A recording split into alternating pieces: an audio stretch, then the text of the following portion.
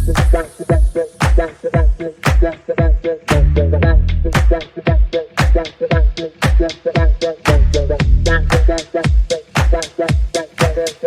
everyone, and welcome back to The Deep Dive. Today we're diving into the world of small finance blogs. Ooh, fun, yeah. Our listeners sent in a ton of resources on this one. We've got guides, articles, the whole 9 yards. Yeah. Everything from picking a niche to figuring out how to make money from it. Sounds like we have our work cut out for us. We do. But that's what makes these deep dives so interesting. We're going to sift through all this info and pull out the stuff that's really going to make a difference for our listener as they get started. I like it. So where do we jump in? What's the first big hurdle for someone who wants to launch a finance blog? Well, one thing that all the guides seem to agree on is the importance of niching down. Oh, yeah. Niching down is key. It's tempting to try to be everything to everyone, the ultimate financial guru. Right, cover all the bases. Exactly. But especially when you're starting out, you really want to focus on a specific area. Become the go-to expert for a particular audience. So instead of trying to be like the Wikipedia of personal finance, Right. you become the specialist. Yeah, like you wouldn't go to a general practitioner for heart surgery, would you? Makes sense. I'd want a cardiologist. Exactly. You'd want the expert who really knows their stuff. So in the world of finance blogs, maybe you're the investing whiz for beginners or the master of budgeting for freelancers. Love that. Yeah. So how does someone decide on their niche? The guides mentioned a few popular ones like budgeting and saving, debt management. Oh, yeah, those are always hot topics. Frugal living is another one that seems to resonate with a lot of people. Makes sense, especially these days. But it can't just be about picking what's popular, right? No, not at all. You have to be genuinely interested in the topic yourself. It's got to be something you could really get excited about. Absolutely. Because that passion is going to come through in your writing and it's going to connect with your readers. It's about finding that sweet spot where your interests and expertise align with what people are actually searching for. So once you've nailed down your niche, what's the next step? Well, you need a place to build your blog, right? A platform to call home. Your digital storefront. Exactly. The guides break down some of the most popular platforms like WordPress, Wix, Squarespace, and even Medium. Each one has its pros and cons, so it's about finding the right fit for your needs and tech skills. No, this makes me think about how I am when it comes to tech. I tend to gravitate towards the simpler solutions. Like I'd probably be a Wix person over WordPress, just because it seems more user-friendly. And that's totally fine. Wix is great for beginners. It's like using a website builder kit. Everything is pretty straightforward and intuitive. Right. But for someone who's maybe a bit more tech-savvy or wants more customization options, WordPress might be the way to go. Yeah, WordPress is like building your dream house from scratch. You have total control over the design, the layout, the functionality. But it comes with this steeper learning curve, right? Definitely. It's like you can do anything you want with it, but you got to learn how to use the tools first. Interesting. So are there any features in particular that might be especially important for a finance blog? Well, SEO tools are definitely something to consider. Yeah, search engine optimization. Basically, it's about making sure your blog shows up in search results when people are looking for information related to your niche. Oh, okay, got it. Wix has some basic SEO features, but WordPress allows you to add all sorts of powerful plugins like Yoast SEO, which can really give you a leg up in the search rankings. Gotcha. So it's not just about how easy the platform is to use, but also how those features can help you reach the right people. Right. It's about working smarter, not harder. Love that. Okay. So let's say our listener has chosen their platform. They're feeling good, ready to roll up their sleeves and start building. What comes next? Well, before you start decorating, you need an address, right? Yeah, the domain name. Yep. In the online world, your domain name is your address. It's what people type in to find your blog. You want something memorable, something that reflects your niche, and ideally includes some relevant keywords. So if your niche is saving money, you might go with something like savvysaver.com or... Yeah, or debtfreein2024.com if you're focusing on debt management. It gives people a little preview of what your blog is all about. like a little sneak peek. Exactly. And a good domain name can also help with branding. You want something that people can easily associate with your unique voice and style. Okay, makes sense. So we've got the platform, the domain name. What else is there? Hosting. You need a place to park your blog online, right? Oh yeah, hosting. One of the articles described it as renting space for your blog to live on the internet. That's a good way to put it. It's like choosing a neighborhood for your blog to reside in. You want a reliable host that can handle traffic, keep your site secure, and make sure it loads quickly. So what are some good options for hosting? There are a ton of hosting providers out there, but Bluehost, HostGator, and SiteGround are all popular choices, especially for beginners. They're known for being user-friendly and affordable. Exactly. They offer good value for money, and they have great customer support if you run into any issues. All right, so we've got the platform, the domain, and the hosting sorted. Now we can finally start thinking about the fun part, design. Right. It's time to make your blog look good. Because first impressions matter, online just as much as in person. You know, if I walk into a store and it's all messy and disorganized, Yeah, you'd probably turn around and walk right back out. I would. I'd be like, nope, not for me. And it's the same with your blog. You want to create a space that's visually appealing, easy to navigate, and looks professional. It should build trust with your readers. Exactly. Think clean layout, intuitive navigation, and a design that reflects your brand and niche. Oh, and we can't forget about mobile friendliness. So many people are browsing on their phones these days. That's such a good point. Your blog needs to look just as good on a small screen as it does on a desktop computer. Because otherwise, you're potentially losing readers. Definitely. And it's not just about the looks either. Think about the overall user experience. Can people easily find what they're looking for? Is the information presented in a clear and concise way? These little things can make a big difference in how much people enjoy their time on your blog. Right. It's about making the whole experience enjoyable. So we've laid the groundwork: platform, domain, hosting, and design. I think it's time to get to the heart of what makes a blog truly valuable: the content. That's where the magic happens. It's where your passion for personal finance really comes to life. This is what people are coming to your blog for, right? Yeah. The information, the advice, the insights. Exactly. But this is also where a lot of bloggers stumble. They think it's just about writing whatever comes to mind, but there's a strategy to creating content that really resonates with your audience. Right. It's got to be more than just like random financial tips. Exactly. You need to think about your audience. What are their pain points? What are they struggling with? What kind of information would be most helpful to them? One guide talked about creating how-to guides. Seems like a practical approach. It is. People love step-by-step instructions, especially when it comes to things like budgeting or investing. It breaks down complex topics into manageable chunks. Makes sense. And you could also do things like product reviews, right? Definitely. People want to know what financial tools and resources are actually worth their money. So if you found a great budgeting app or a helpful book on investing, share it with your readers. A lot of finance blogs also offer free downloads like budget templates or checklists. Those seem popular. Yeah, those can be really valuable for readers. And they can also be a great way to build your email list. Ah, email lists. We'll have to talk about those later. We will. But for now, just know that offering valuable freebies can be a great way to grow your audience and build relationships with your readers. Got it. What about personal stories? I've seen some finance bloggers share their own financial journeys, the ups and downs, the lessons learned. That can be really powerful. People connect with authenticity. When you share your own struggles and triumphs, it makes your advice more relatable and your blog more human. Right. It's not just about the numbers. It's about the people behind them. Exactly. So don't be afraid to inject some personality into your writing. Share your experiences, your opinions, your unique perspective. That's what's going to make your blog stand out from the crowd. It's all about finding your voice. Okay, so we've talked about the content, but now I think it's time to address the elephant in the room: how to actually make money from all of this hard work. Ah, yes, the monetization piece. It's totally possible to generate income from your blog, but it does take some planning and strategy. Okay, so let's dive into that. One of the most common methods I've seen is affiliate marketing. Yep, that's a big one. Basically, you recommend products or services that you love and use yourself, and if someone makes a purchase through your unique link, you earn a commission. Right, so you're kind of like a digital matchmaker. You could say that. It's a win-win situation because you're providing value to your readers by recommending helpful products, and you're also earning income from your blog. What about those little ads that pop up everywhere online? Ah, those are display ads. And yep, those can be another revenue stream for your blog.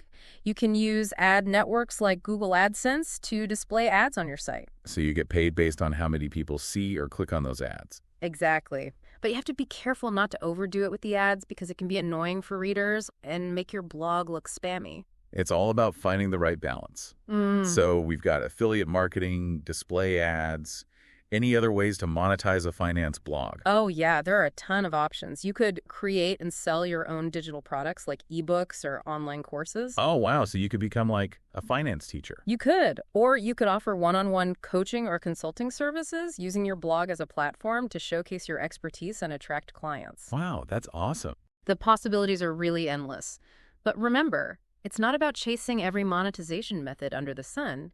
It's about finding the ones that align with your values, your goals, and your audience's needs. Right. It's about building a sustainable business that you're actually proud of. Exactly. And that's something to keep in mind as you're building your blog. Okay, so let's say you've poured your heart and soul into creating amazing content.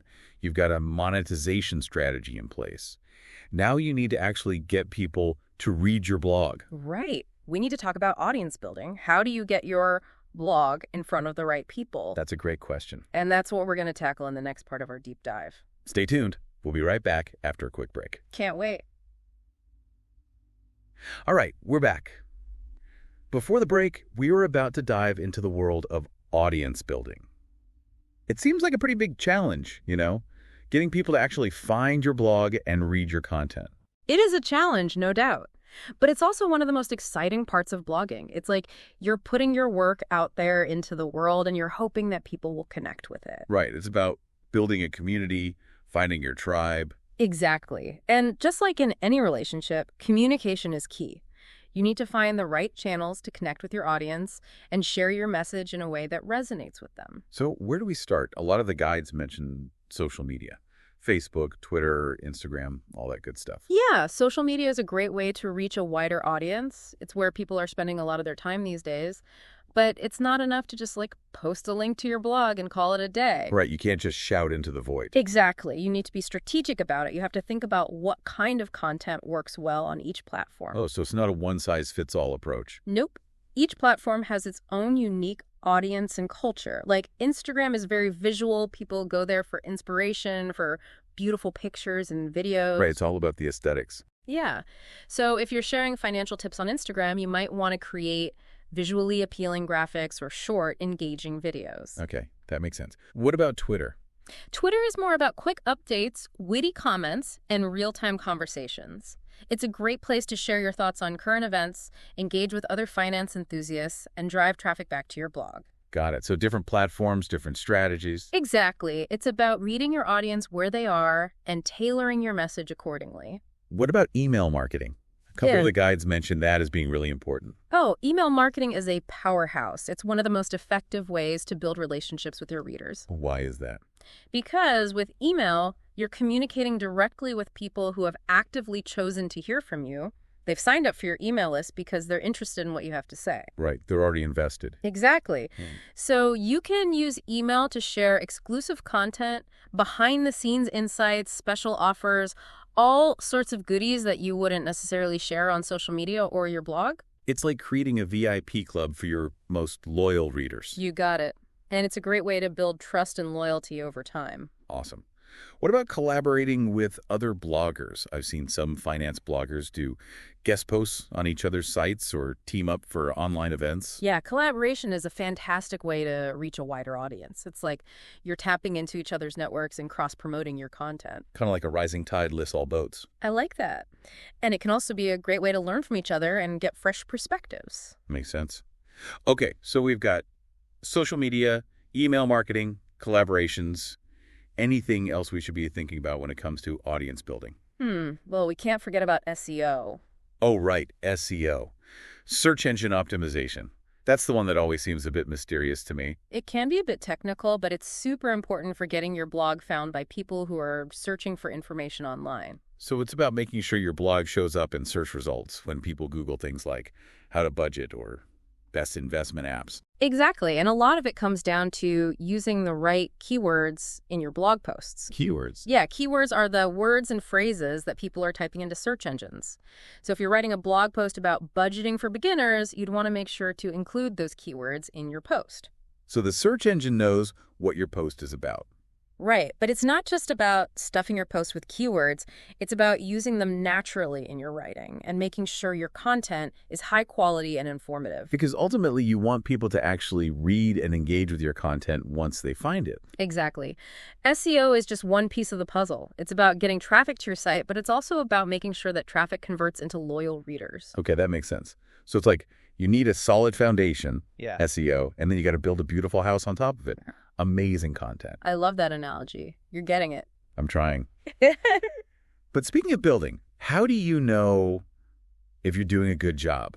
How do you measure the success of your audience building efforts? Great question. There are a few key metrics you can track. Like what? Well, website traffic is a big one. That tells you how many people are visiting your blog. The more the merrier. Generally, yes. But it's not just about the quantity of traffic, it's also about the quality. What do you mean by that? Well, you want to make sure that the people who are visiting your site are actually interested in what you have to offer. That's where things like bounce rate and time on site come in. Oh, right. You mentioned bounce rate earlier. Yeah, bounce rate refers to the percentage of visitors who leave your site after only viewing one page.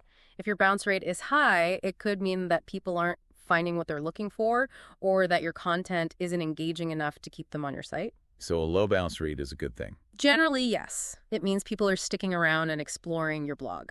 What about time on site? That's another good indicator of engagement. It tells you how long people are spending on your site, on average. If people are spending a good amount of time on your blog, it means they're finding your content valuable and interesting. So it's not just about getting people to your site, it's about keeping them there. Exactly. And ultimately, it's about getting them to take action. That's where conversion rates come in. Conversion rates? Yeah, conversion rates measure how many people are taking a desired action on your site, like signing up for your email list, downloading a free resource, or making a purchase. Oh, so it's about tracking those actions that really matter for your blog's goals. Exactly. It's about turning those casual visitors into loyal fans and customers. And the great thing is, you can use tools like Google Analytics to track all of these metrics. Wow, Google Analytics sounds pretty powerful. It is. It's a must-have tool for any blogger who's serious about growing their audience. So we've covered a lot of ground when it comes to audience building, social media, email marketing, collaborations, SEO, analytics. It seems like there's a lot to juggle. There is, but remember, you don't have to do everything at once. Start with the basics, focus on building relationships with your readers, and gradually expand your efforts as your blog grows. Right, it's a marathon, not a sprint. Exactly. And the beauty of it is, it's an ongoing journey. You're constantly learning, experimenting, and refining your approach as you go. Which brings us to another important topic, staying ahead of the curve. The world of finance is constantly changing, right? So how do you make sure your blog stays relevant and keeps providing value to your readers over time? That's a great point. We're going to dive into that after a quick break.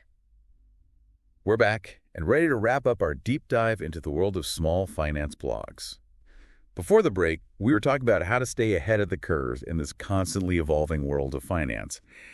It seems like a lot to keep up with, New trends emerging, regulations changing, the market doing its own unpredictable thing. Yeah, it can definitely feel overwhelming at times, especially when you're first starting out, but I think that's part of what makes it so exciting too. It's a constantly evolving landscape, so there's always something new to learn and explore. Right. Keeps things interesting. But how do you actually do it? How do you make sure your blog stays relevant and continues to provide value to your readers over time? Well, I think it starts with adopting a mindset of continuous learning. It's about being curious, staying informed, and always seeking out new knowledge and perspectives. So it's not a set it and forget it kind of thing, like once you've launched your blog, you're good to go. Not at all. It's an ongoing process. You have to be willing to adapt and evolve as the industry changes. One of the articles recommended subscribing to industry newsletters and blogs. Seems like a good way to stay in the loop. Oh, yeah. Those are great resources. They can give you a quick overview of what's happening in the financial world, whether it's new investment strategies, changes in tax laws, or emerging trends in fintech. It's like getting a curated feed of the most important information. Exactly. It saves you from having to wade through a ton of noise and irrelevant stuff. But even with those newsletters and blogs, there's still so much information out there. How do you know what to focus on? Well, that's where it comes back to knowing your niche and your audience. What are they most interested in? What are their pain points? What kind of information would be most helpful to them? Once you have a good understanding of that, you can start filtering the information you're consuming and focus on the things that are most relevant to your blog and your readers. So it's about being strategic with your information consumption, not Yeah. just passively absorbing everything that comes your way. Right. It's about being intentional and discerning. One guide also suggested reading books by financial experts. They said it can help you develop a deeper understanding of certain topics than you might get from just skimming articles online. Oh, yeah, I'm a big believer in that. Books allow authors to really dive deep into a subject and provide a more comprehensive and nuanced perspective. It's like taking a master class on a particular area of finance. Exactly. And as you're reading, think about how you can apply those insights to your own blog content. Can you create a unique spin on a classic financial concept? Can you offer a fresh perspective on a current event? It's about taking that knowledge and turning it into something valuable for your readers. Exactly. It's about being a thought leader in your niche. The guide also mentioned attending industry events like webinars and conferences. Are those worth the time and investment? I think they can be incredibly valuable, especially if you're looking to network with other professionals in the finance space, learn from industry leaders, and get a sense of the emerging trends that are shaping the future of finance. It's like stepping outside of your own little bubble and immersing yourself in the larger conversation. Exactly. Plus, it can be really inspiring to be around other people who are passionate about the same things you are. So we've got newsletters, blogs, books, industry events. It sounds like there's no shortage of ways to stay informed. But what about the more practical aspects of blogging? Like, how do you keep your website up to date and make sure your content remains relevant? That's another important piece of the puzzle. One of the articles highlighted the importance of regularly reviewing and updating your older blog posts. Financial information can become outdated quickly, so it's essential to make sure your content remains accurate and reflects the current landscape. So it's like spring cleaning for your blog, going through those older posts, dusting them off, and giving them a fresh coat of paint. I love that. And as you're updating your content, think about how you can make it even more valuable to your readers. Can you add new insights or resources? Can you create more engaging visuals or interactive elements? It's about constantly striving for improvement. It is. And that's what makes blogging such a dynamic and a rewarding process. You're always learning, growing, and finding new ways to connect with your audience. As we wrap up this deep dive, I'm struck by how much of this applies not just to blogging, but to life in general. Being curious, staying informed, continuously learning, adapting to change. These are all essential skills for success in any field. I completely agree. I think the most successful people are the ones who are lifelong learners. They're always looking for ways to expand their knowledge, their skills, and their horizons. And they're not afraid to embrace the unknown and step outside of their comfort zones. Exactly. And that's what I love about blogging. It pushes you to do all of those things. It forces you to think critically, to be creative, and to constantly challenge yourself to grow. Well said. So to our listener who's ready to embark on this exciting adventure of starting a small finance blog, we say this: go for it. Embrace the challenges, celebrate the victories, and never stop learning. And remember, you're not alone on this journey. There's a whole community of bloggers, experts, and resources out there to support you. That's a wrap on our deep dive into the world of small finance blogging. We hope you found it informative, inspiring, and maybe even a little bit life-changing. Thanks for joining us. Until next time, keep learning, keep growing, and keep diving deep.